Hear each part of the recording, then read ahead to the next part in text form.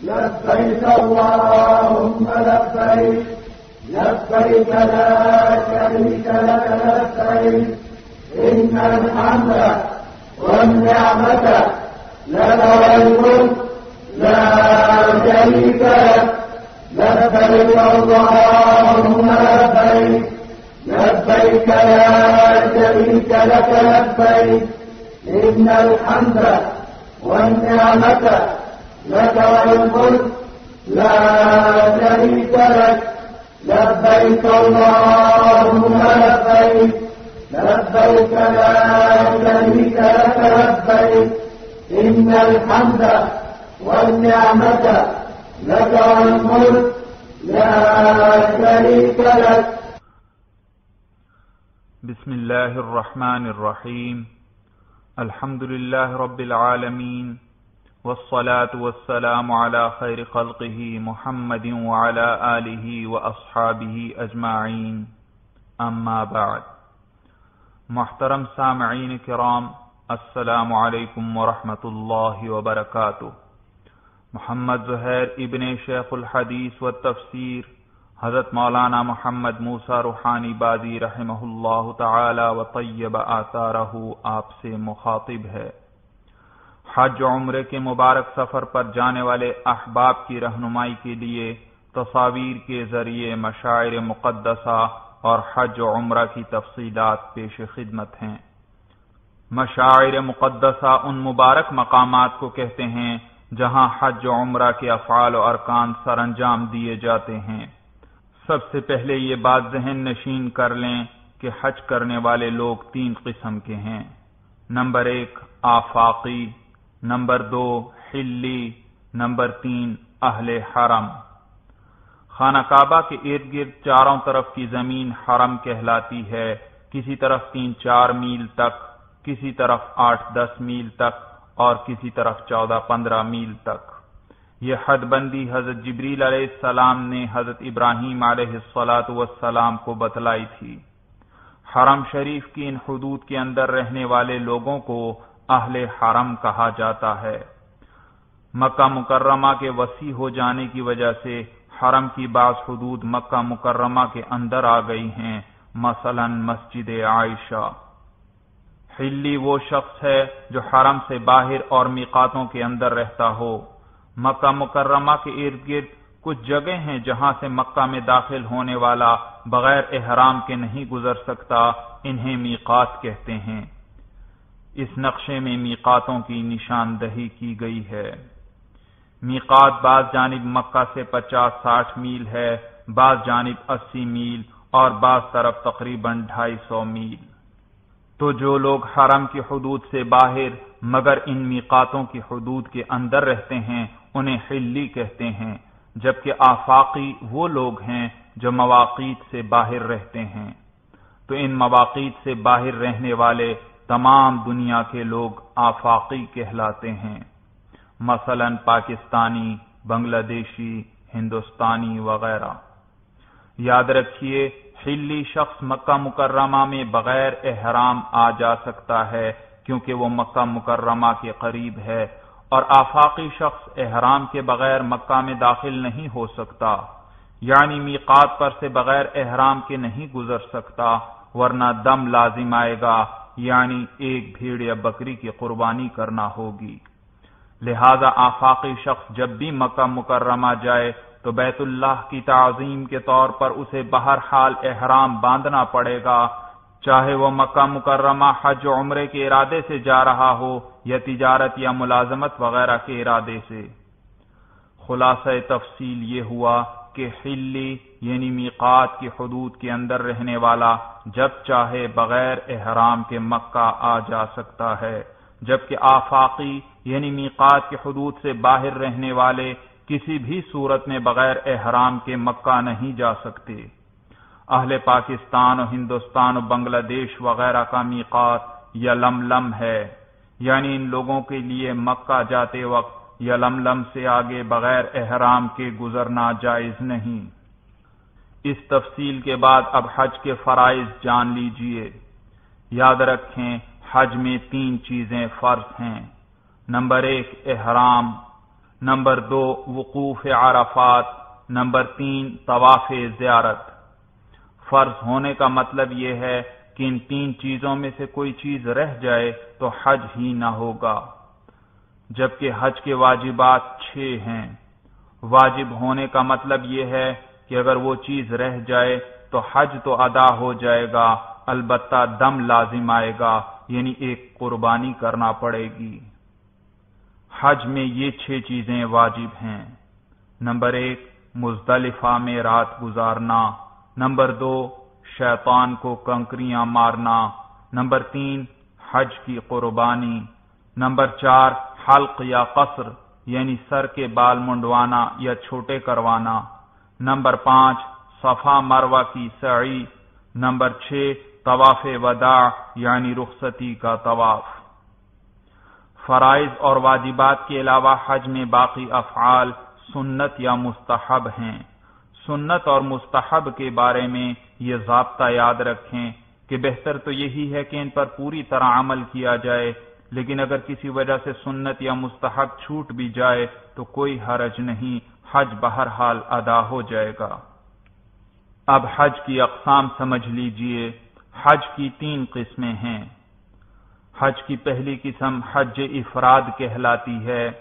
حج افراد یہ ہے کہ میقات سے صرف حج کا احرام باندھا جائے۔ حج کی دوسری قسم کا نام حج تمتع ہے۔ حج تمتع میں عمرہ اور حج دونوں الگ الگ احرام سے ادا کیے جاتے ہیں۔ حج کی تیسری قسم کا نام حج قران ہے۔ حج قران میں عمرہ اور حج دونوں ایک ہی احرام میں ادا کیے جاتے ہیں۔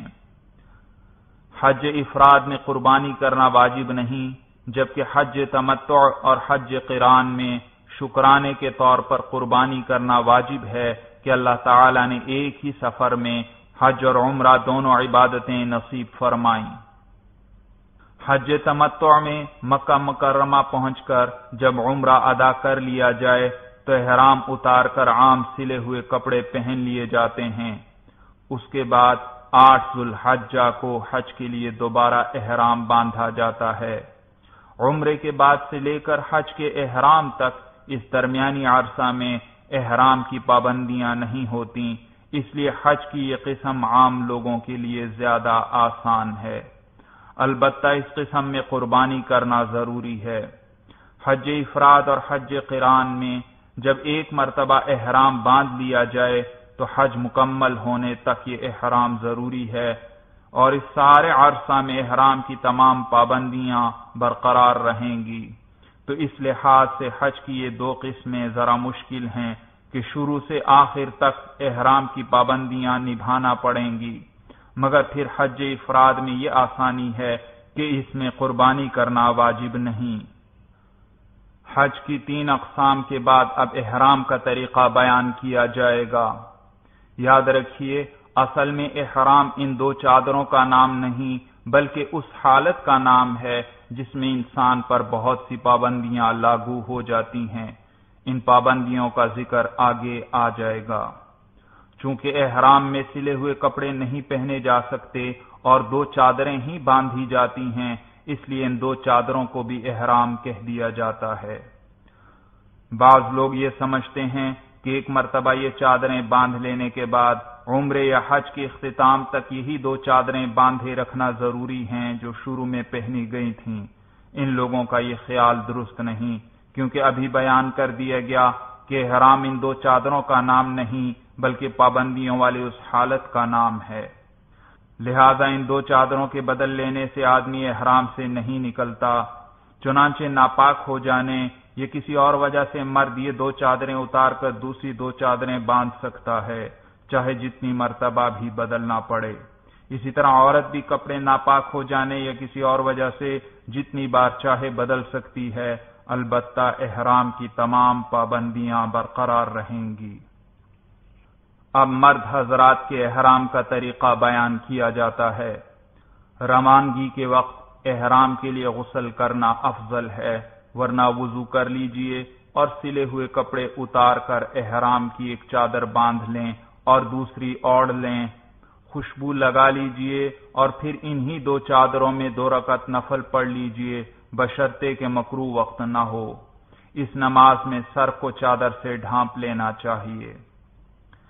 احرام میں ضروری ہے کہ ایسا جوتا پہنا جائے کہ پاؤں کی پشت پر ابھری ہوئی ہڈی کھلی رہے۔ تصویر میں تسمہ باندھنے کے مقام پر ابھری ہوئی اس ہڈی کی نشاندہی کی گئی ہے جسے کھلا رکھنا ضروری ہے۔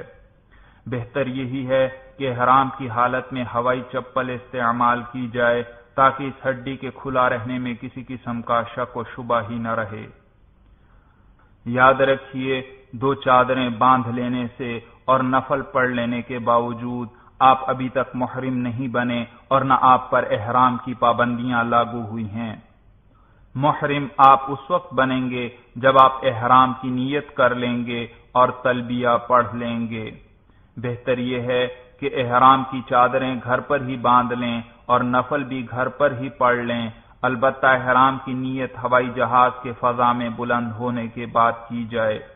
ہوائی جہاز میں نیت کرنے کا مشورہ دراصل اس لیے دیا جاتا ہے کہ اگر کوئی شخص گھر پر ہی احرام کی نیت کر لے اور پھر خدا نخواستہ اس کی حج کی فلائٹ رہ جائے یا کسی اور وجہ سے وہ حج پر نہ جا سکے تو اب احرام کی تمام پابندیاں نبھانا پڑیں گی اور اس کے لیے اس وقت تک احرام اتارنا جائز نہیں جب تک وہ حرم شریف میں ایک جانور کی قربانی نہ کروا دے۔ اس سلسلے میں مزید تفصیلات علماء کرام سے معلوم کی جا سکتی ہیں۔ احرام کی نیت کا طریقہ۔ نیت دل کے ارادے کو کہتے ہیں، زبان سے نیت کے الفاظ کہنا ضروری نہیں، لیکن اگر کوئی زبان سے کہنا چاہے تو زبان سے بھی کہہ لے۔ حج افراد کرنے والا صرف حج کی نیت کرے یا زبان سے یوں کہہ لے، اے اللہ، میں حج کے احرام کی نیت کرتا ہوں، آپ اس حج کو میرے لیے آسان فرما دیجئے اور قبول فرمائیے۔ حج قران کرنے والا حج و عمرہ دونوں کی نیت کرے یا زبان سے یوں کہہ لے، اے اللہ، میں حج و عمرہ دونوں کے احرام کی نیت کرتا ہوں، آپ اس حج اور عمرہ کو میرے لیے آسان فرما دیجئے اور قبول فرمائیے۔ حج تمتع کرنے والا چونکہ عمرہ کر کے احرام اتار دیتا ہے اور پھر حج کے لیے دوبارہ نیا احرام باندھتا ہے، لہذا اس وقت وہ صرف عمرہ کی نیت کرے یا زبان سے یوں کہہ لے، اے اللہ، میں عمرہ کے احرام کی نیت کرتا ہوں، آپ اس عمرہ کو میرے لیے آسان فرما دیجئے اور قبول فرمائیے۔ حج افراد یا حج قران یا حج تمتع کی نیت کرنے کے بعد اب قدر بلند آواز کے ساتھ 3 مرتبہ تلبیہ پڑھ لیں۔ تلبیہ کے الفاظ یہ ہیں: لبیک اللہم لبیک، لبیک لا شریک لک لبیک، ان الحمد والنعمت لک والملک لا شریک لک۔ تلبیہ پڑھتے ہی آپ محرم بن گئے اور آپ پر احرام کی تمام پابندیاں لاگو ہو گئیں۔ تلبیہ پڑھ کر خشوع و خضوع کے ساتھ دعا مانگ لیجئے۔ جو حضرات حج سے پہلے جدہ سے سیدھے مدینہ منورہ جانے کا ارادہ رکھتے ہوں وہ یہاں سے احرام نہ باندھیں، انہیں مدینہ منورہ سے مکہ مکرمہ روانگی کے وقت احرام باندھنا چاہیے۔ خواتین کے احرام کا طریقہ۔ خواتین کا احرام ان کے عام استعمال کے کپڑوں میں ہی ہوگا، نیز ان کے لیے پاؤں کی ابھری ہوئی ہڈی کو کھلا رکھنا بھی ضروری نہیں، وہ ہر قسم کا جوتا پہن سکتی ہیں۔ احرام کے دوران مرد حضرات کے لیے